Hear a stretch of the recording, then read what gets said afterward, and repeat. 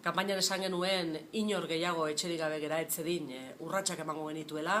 eta gainera lehentasunezko urratsak emango genituela legebiltzar berrian eta horixe egin dugu, gure legez besteko lehendabiziko proposamena horren inguruan egin dugu, hainbat eskari jasotzen dituena eta nagusiki Jaurlaritzari eskatzen diona egin dezala hitzarmen bat finantza erakundeekin inor gehiago kalean utz dezaten eta etxe horien inguruko soluzioa administrazioak eta finantza erakundeek aldi berean eta elkarrekin eman dezaten. Eta minimo batzuetarako, konpromiso oinarrizko batzuetarako prest ez baldin badaude finantza erakundeak, bide batez eskatzen diogu ere, hori egiten dutenekin, konpromisoak hartzen ez dituztenekin,